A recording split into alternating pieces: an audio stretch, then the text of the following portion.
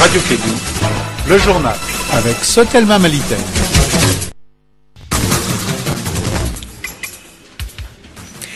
Voilà, vous faites bien d'écouter Kédou pour vous informer. Bienvenue dans ce journal. Les titres. Plus de 70 Maliens ont été rapatriés de la Guinée équatoriale à Bamako. Ils sont actuellement pris en charge à Sogoniko par la protection civile. Insécurité au nord du Mali et à Bamako, le gouvernement est à pied d'œuvre pour la mise en place des nouvelles dispositions sécuritaires. Actualité hors du Mali au Nigeria, les premières tendances indique que la coalition du Congrès progressiste de l'opposition conduite par Mohamedou Bouhari maintient ses assises dans le nord du pays. Voici pour vous les titres. Mariam Kouyaté est au microphone.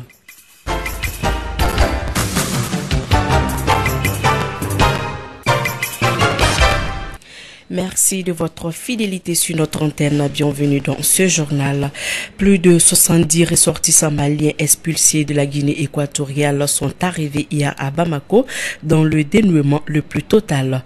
Qualifiés de sans-papiers par les autorités de Malabo, ces Maliens parmi lesquels figurent des enfants mineurs, ils sont actuellement au niveau de la protection civile 6 à Sogoniko.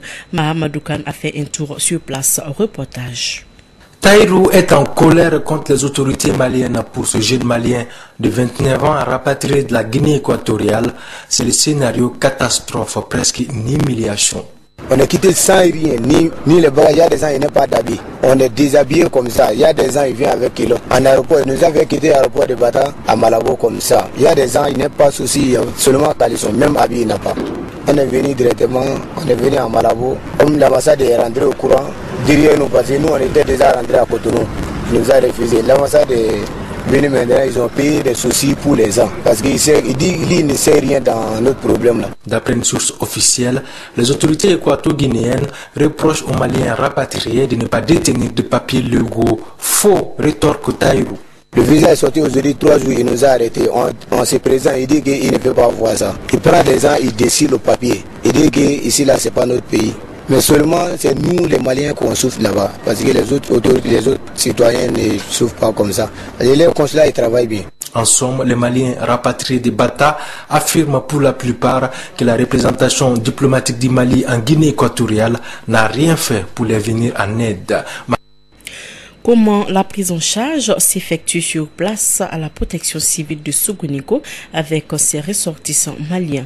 Modibo Silla travaille à la direction du développement social en commune 6 du district de Bamako et nous donne plus d'explications au micro de Mahamadou Khan.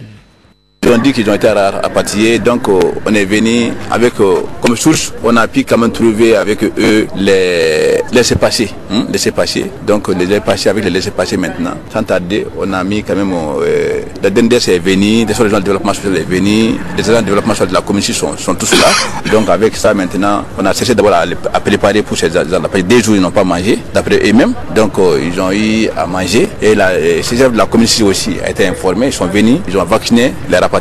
Et nous aussi, le développement social s'est mis directement à faire les sentiments de ces rapatriés-là. Et ils ont mangé hier soir, on les a donné là où dormir, les matelas, je crois que couverture, avec, je crois qu'il y avait aussi moustiquaire. Donc ils ont bien dormi hier soir et ils ont eu à manger. Donc on doit les traiter maintenant pour les restes. Pour le moment, nous sommes là. C'est-à-dire les restes Bon, ils sont partis hier soir, ils disent qu'ils vont essayer d'aller comme ça, les moyens. Jusqu'ici, ils ne sont pas arrivés en commerce. La dernière fois, le développement social, oui, mais ils sont là. Voilà, la région de Tombouctou n'est pas jusqu'à présent stable, même si le retour des déplacés et autres réfugiés se multiplie. L'insécurité règne dans les cercles de Niafungue et Goudam. Le gouvernement est à pied d'œuvre pour la mise en place des nouvelles dispositions sécuritaires. Il a donc rencontré les différentes communautés afin d'échanger avec elles sur la question sécuritaire. Kassim Traoré nous donne plus de précisions.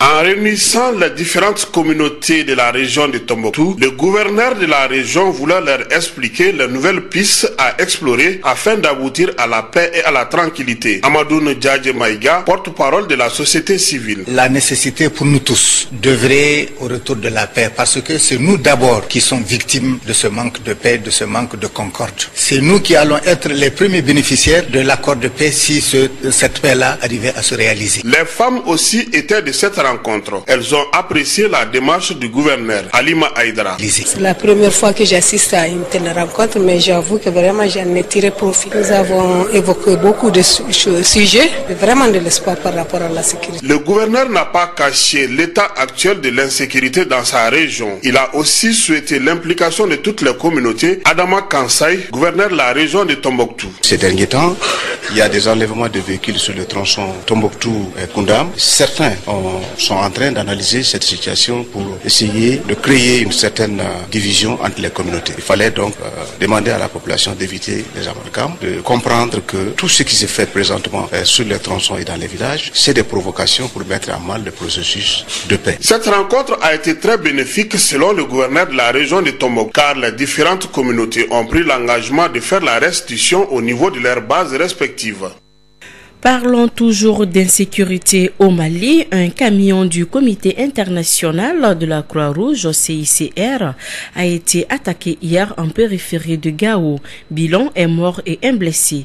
Selon un responsable de l'organisation internationale, le camion a été attaqué par plusieurs hommes armés à une quarantaine de kilomètres de la ville sur la route d'Ansongo.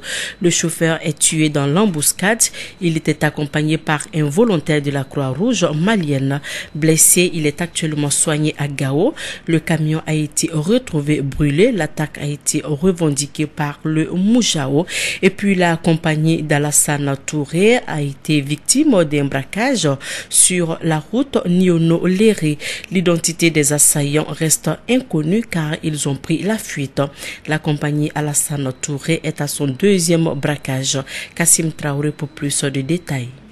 C'est la compagnie de voyage de Alassane Touré qui a été attaquée dans la nuit du jeudi 26 au vendredi 27 mars. En effet, c'est deux voitures qui avaient quitté Niono pour le marché hebdomadaire de Léré. Les deux voitures ont été braquées par des assaillants. La première voiture, qui appartenait à un Touareg selon nos sources, est passée sans problème. La seconde, la Toyota Hilux qui transportait des passagers, a été enlevée par les assaillants. Ils ont fait descendre les passagers à la sortie du village de Djoura avant leur arrivée à Léré. Les bandits armés sont partis avec les bagages des passagers de la Toyota, un véhicule qui a été acheté à 6 millions de francs CFA selon son propriétaire Alassane Touré. Les affaires des passagers sont estimées à 500 000 francs CFA. Il y avait 3 cartons de médicaments de l'unité Méaris de Léré. Les assaillants ne sont pas à leur premier coup avec la compagnie d'Alassane Touré. En octobre 2014, ils ont incendié l'un de ces camions à l'entrée de Léré. C'est dire que les bandits armés sont sur cette route qui va de Niono en passant par Léré jusqu'à Niafunke. Comme à Tombouctou, à l'entrée de la ville de Gao, des bandits armés ont attaqué un véhicule de la Croix-Rouge. Ils ont tué le chauffeur et blessé un autre passager avant de prendre la clé des champs. L'assassinat de ce chauffeur a porté un coup dur au niveau de la Croix-Rouge de Gao. Ici à Bamako, la gendarmerie nationale se trouve actuellement dans la faïa sur la route de Ségou en vue de mieux sécuriser la zone. Pour ce faire, écoutons Mahaman Abdraman. Il est le commandant et chef des opérations dans la faïa. Il est au micro de Boubacar Diarra. L'objet de notre présence ici, ça rentre dans le cadre général de la sécurisation de la ville de Bamako. Il s'agit de contrôler et de sécuriser tous les axes allant vers Bamako, éviter à ce que des bandits ou des personnes mal intentionnées passent par là. Il s'agit aussi de contrôler la forêt de la Faya, de la sécuriser, de la fouiller, et pour éviter à ce que ça soit un lieu de regroupement. Pour le moment, il s'agit de prendre des mesures préventives. C'est notre rôle, notre mission, c'est la sécurité de la population et ses biens. C'est la mission principale de la gendarmerie. Il s'agit de déterminer certains points ou certaines zones qui peuvent permettre à des bandits ou des personnes mal intentionnées de commettre des actes sur les populations civiles. Donc il s'agit pour nous de prévenir tout ce qui peut être acte contre les populations et leurs biens. Le ministère de la Réconciliation nationale, en partenariat avec le National Institut démocratique ND, tient à Ségou un atelier de 2 jours sur les actions prioritaires dans le cadre de la réconciliation nationale, regroupant les organisations de la société civile, les élus locaux et les représentants de l'administration. Cet atelier vise à conduire une politique de réconciliation nationale pour recoudre le tissu social et promouvoir le vivre ensemble. Douba Dambélé était témoin de cet événement. Au démarrage des travaux, Diao Kadiatou Tala, représentant du maire de Ségou, a démontré comment Ségou se réjouit d'accueillir un atelier de réconciliation nationale. C'est avec un réel plaisir pour nous de vous accueillir à Ségou en vue de fixer les fondements de la politique de réconciliation nationale et la présentation du plan stratégique élaboré par le département de la réconciliation. Un atelier qui permet d'aider à tourner la triste page de crise que le Mali a connue. Maïga Fatoumata Touré, représentante NDI. Le thème qui nous réunit aujourd'hui, celui de la réconciliation nationale, est d'une importance capitale pour l'ensemble du peuple malien, car ce peuple qui a beaucoup souffert souhaite tourner définitivement la page de la pire crise de son histoire. Une façon de prendre en compte les spécificités de chaque région du Mali. Mamadou Sogoba, ministère de la Réconciliation nationale. Le présent atelier régional de formulation des actions prioritaires de réconciliation nationale vise à davantage étoffer le plan d'action pour la réconciliation nationale élaboré par le département en prenant en compte les particularités régionales et spécificités locales. Il s'agit là donc d'une approche participative. Mamadou Gaussou Traoré, représentant du gouverneur de Ségou. Pour être effectif et durable, l'expérience montre que le processus de réconciliation doit être inclusif et participatif. C'est pourquoi j'apprécie à sa juste valeur l'initiative prise par le département en charge de la réconciliation nationale de réunir les acteurs pour recueillir les actions prioritaires en matière de réconciliation. Financé par l'ambassade de la Grande-Bretagne, cet atelier est la finalisation d'une série d'activités tenues à Bamako, Kaï, Koulikoro, Sikasso et Mopti. Depuis Ségou, Douba Dambélé pour Clédou Info. Après Ségou, nous revenons à Bamako où la Fondation Orange Mali était face à la presse ce matin pour présenter son rapport d'activité 2014. C'était au siège de DEFA Communication. Notre reporter Arunaba s'est entretenu avec Madame Awa Diallo. Elle est l'administratrice générale de la Fondation Orange Mali. La Fondation Orange Mali, c'est le mécénat tout simplement d'Orange Mali, mais elle a été mise en place par les dirigeants d'Orange Mali, par les actionnaires d'Orange Mali, par le personnel d'Orange Mali, afin d'aider les populations pauvres du Mali à sortir de la pauvreté et à se développer. Dites-nous, c'est quoi les engagements de la Fondation?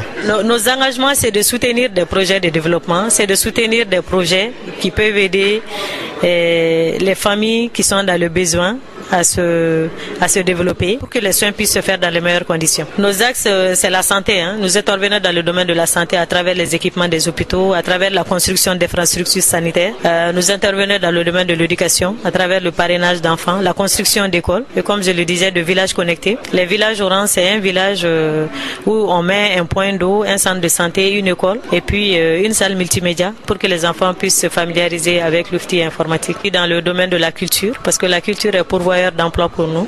Donc nous soutenons fortement la culture pour que ça puisse permettre de créer des emplois. Nous intervenons aussi dans la solidarité de première nécessité, à travers des aides de toutes formes vers les populations qui en ont besoin. Dites-nous, est-ce que vous avez des projets en cours et puis les perspectives de l'an 2015? Oui, nous avons un vaste projet d'équipement et de modernisation du plateau sanitaire malien à travers les équipements des urgences de l'hôpital Gabriel Touré, de l'hôpital du Mali, de l'hôpital de Gao, de l'hôpital de Tombouctou.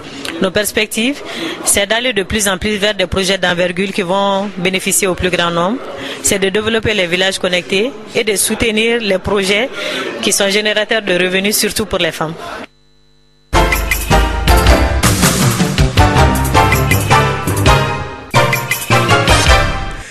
Actualité hors du Mali présidentiel au Nigeria, la commission électorale indépendante a donné des chiffres. Les premières tendances indiquent que la coalition du Congrès progressiste de l'opposition conduite par Mohamedou Buhari maintient ses assises dans le nord du pays. De son côté, Goodluck Jonathan et son parti, le PDP, sont majoritaires dans 7 États. Des troupes avaient éclaté dimanche dans l'État de Rivers, où le Congrès progressiste de M. Buhari accuse la commission électorale et le parti au pouvoir de fraudes électorales. Des marches de protestation se sont poursuivies lundi jusqu'à l'instauration d'un couvre-feu pour la nuit. Et puis au Burundi, la course contre la montre est engagée après le déluge qui a frappé dimanche la région de Rutanga dans l'ouest du pays. Le bilan est de 10 morts. Les secouristes fouillent la zone pour tenter de trouver une dizaine de disparus.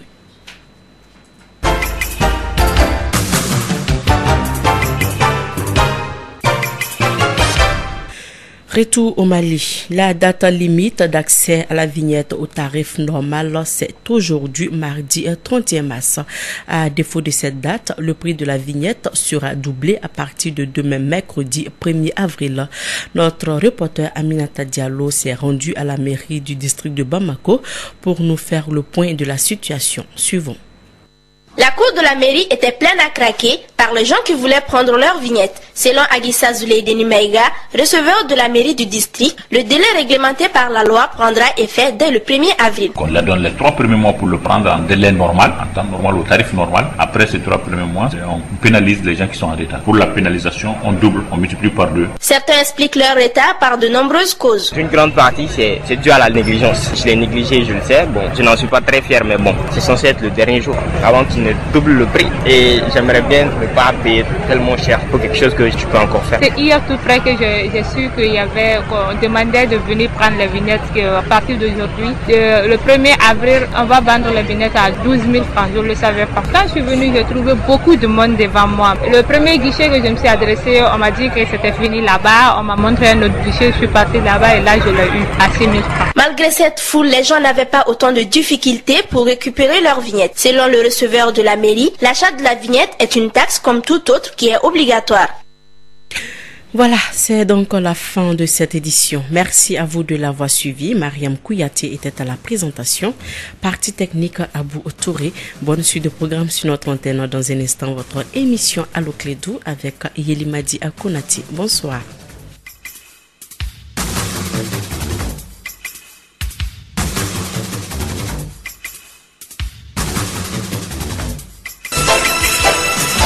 Radio Clédou, le journal.